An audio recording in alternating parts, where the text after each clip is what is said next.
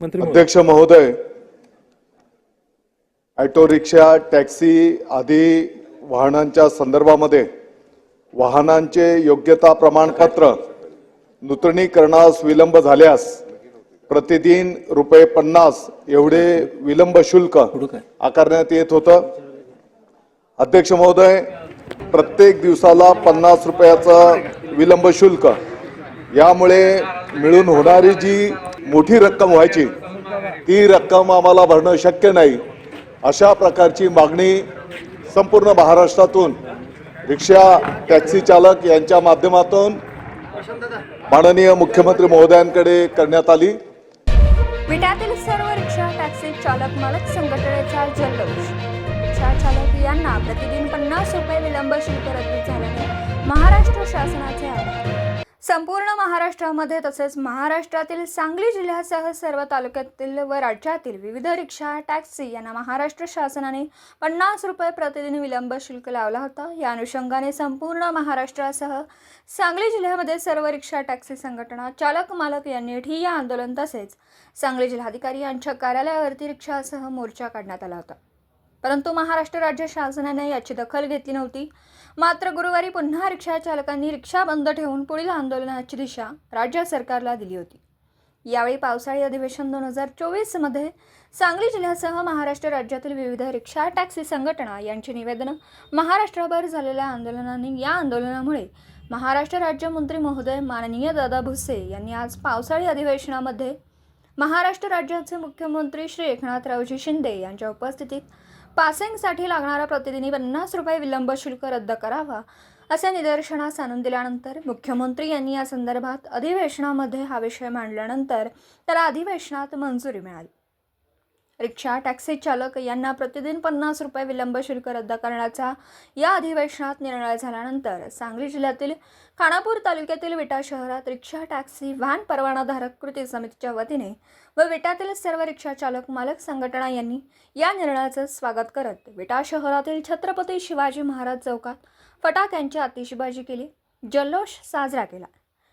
यावेळी महाराष्ट्र राज्य सरकार यांचा आभार मानत स्वर्गीय आमदार अनिल भाऊ बाबर यांचे सुपुत्र सुहास भैया बाबर यांनी ही रिक्षा, टॅक्सी चालक मालक संघटना यांची मागणी मुख्यमंत्री एकनाथरावजी शिंदे यांच्याकडे पाठपुरावा केल्याने हे यश प्राप्त झाल्याचं विट्यातील रिक्षा चालक मालक संघटना यांनी सुहास भैयांचाही विजय असो अशा घोषणा देत आज सर्वांनी आनंदमय वातावरणात हा जल्लोष साजरा केला।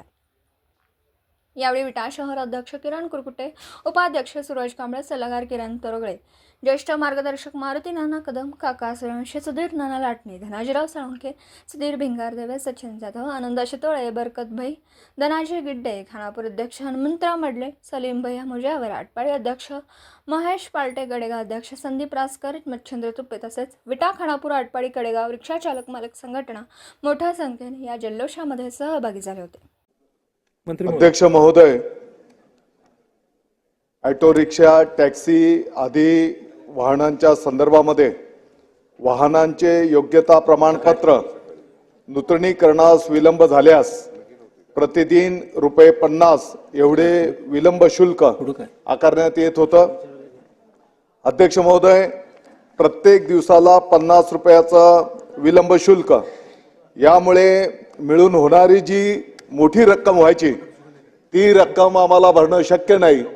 अशा प्रकारची मागणी संपूर्ण महाराष्ट्रातून रिक्षा, टॅक्सी चालक यांच्या माध्यमातून माननीय मुख्यमंत्री महोदयांकडे करण्यात आली।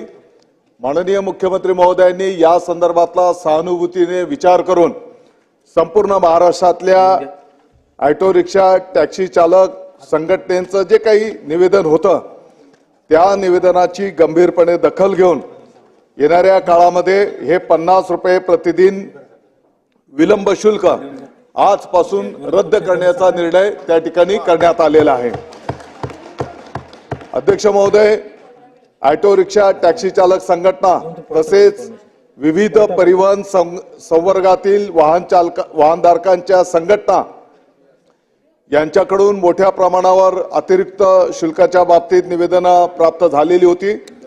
मोटार वाहन नियमातील राज्य शासनास प्राप्त अधिकाराच्या आधारे विलंब शुल्काबाबत वाहनधारकांना दिलासा देता येईल का याबाबत कायदेशीर बाबींची तपासणी करण्यात आलेली होती आणि याच्यासाठी लागणारा कालावधी योग्यता प्रमाणपत्र नूतनीकरणासाठी येणाऱ्या 15 वर्षाच्या आतील सर्व परिवहन वाहनांचे योग्यता प्रमाणपत्र नूतनीकरणास विलंब झाल्याच्या नंतर प्रतिदिन 50 रुपये जे काही विलंब शुल्क आकारण्याचा निर्णय होता.